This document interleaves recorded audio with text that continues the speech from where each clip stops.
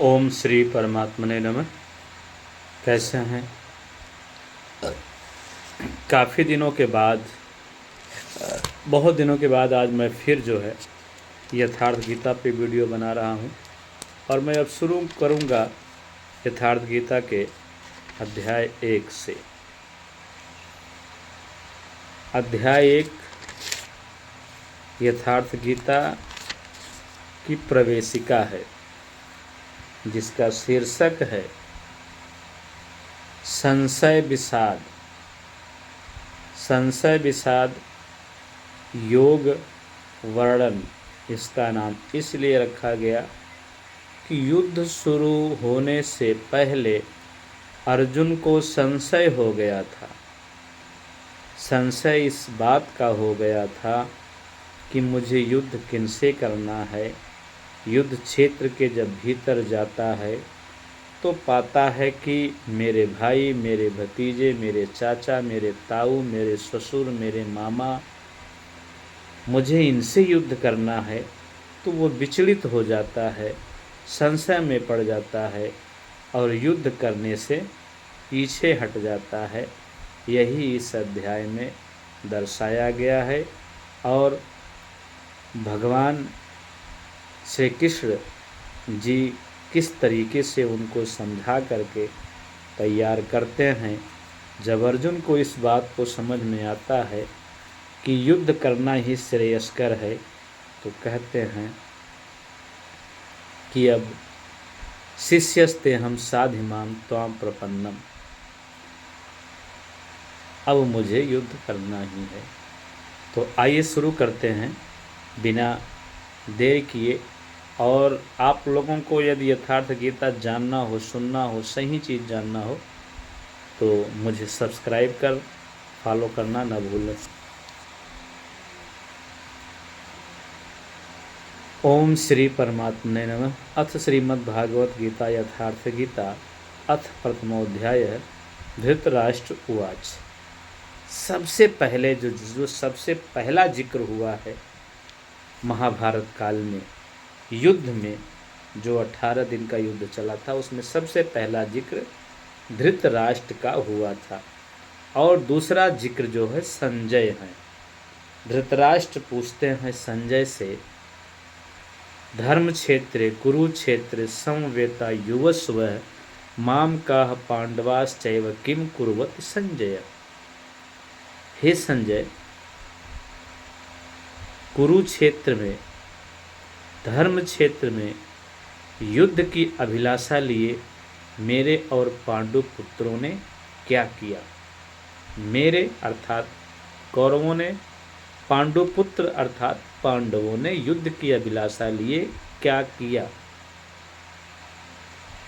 अज्ञान रूपी धृतराष्ट्र, अज्ञान मन का आवरण ही धृतराष्ट्र है। अज्ञान रूपी धृतराष्ट्र और संजय, संयम रूपी संजय, अज्ञान मन के अंतराल में रहता है। अज्ञान से आवृत मन धृतराष्ट्र जन्मांध है, किंतु संयम रूपी संजय के माध्यम से देखता है, सुनता है, वह समझता है कि परमात्मा ही सत्य है। फिर भी जब तक इससे उत्पन्न मोह रूपी दुर्योधन जीवित है, उसकी दृष्टि सदैव कौरवों पर रहती है, विकारों पर ही रहती है। कौरव माने विकार। अभी आपको आगे चल कर के बताया जाएगा। सबसे पहले मैं आपको ये बता दूं कि गीता आपके हृदय देश में व्याप्त दैवी संपत्ति और आसुरी संपत्ति के संघर्ष का चित्रण है, न कि किसी बाहरी मारकाट का समर्थन करती है। आपके हृदय देश में जो विकार हैं, यही कौरव हैं, यही आपके दुश्मन हैं।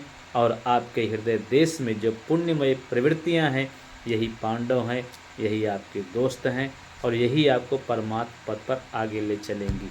यही है यथार्थ गीता। तो कहीं नहीं जाना है, आपको अपने हृदय देश का आकलन ही करना है, अपने हृदय को ही पढ़ना है।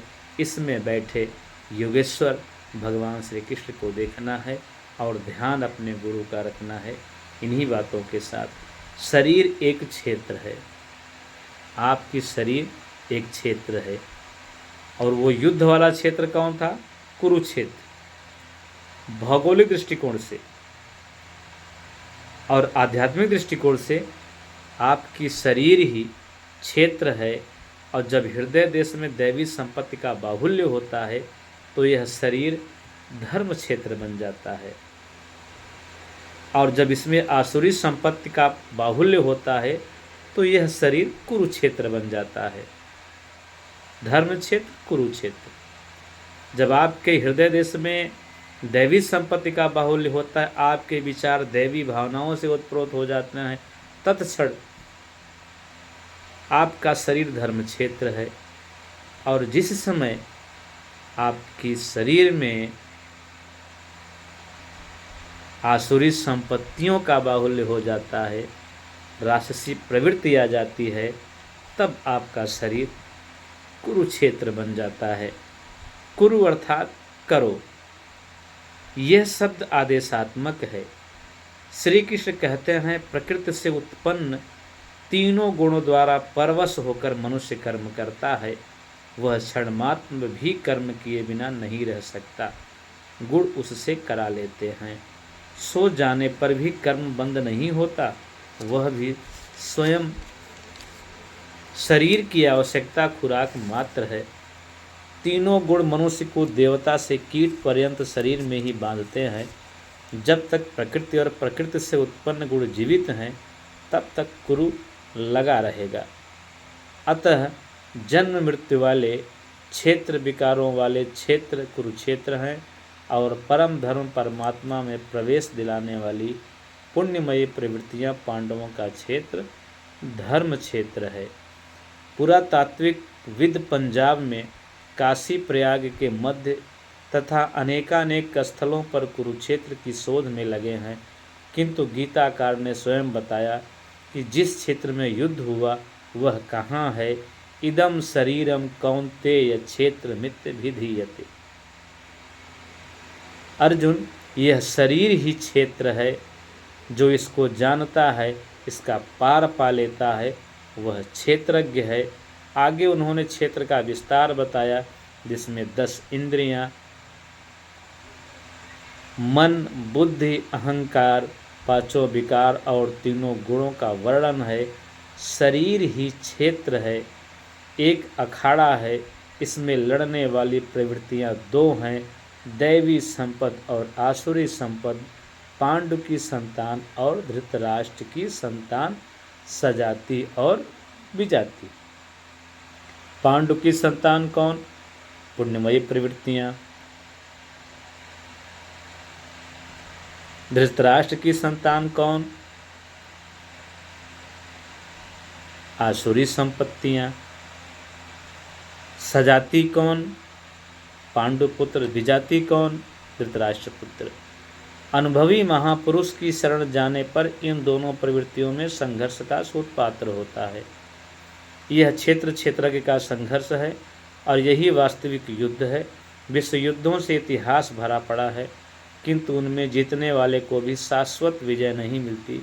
ये तो आपसी बदले हैं।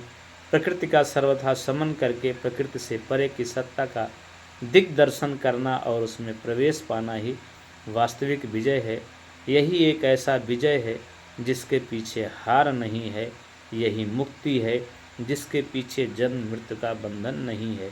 इस प्रकार अज्ञान से आच्छादित प्रत्येक मन संयम के द्वारा जानता है कि क्षेत्र क्षेत्रज्ञ के युद्ध में क्या हुआ। अब जैसा जिसके संयम का उत्थान है, वैसे वैसे दृष्टि आती जाएगी। बस आज इतना ही। फिर मिलेंगे अब अगले एपिसोड में। संजय जो कुछ देखता है युद्ध क्षेत्र में, युद्ध की अभिलाषा लिए कौरवों और पांडवों के बीच जो कुछ देखता है, वह बताता है धृतराष्ट्र से। इसकी चर्चा अब हम करेंगे अगले एपिसोड में। हरिओम तत्सत।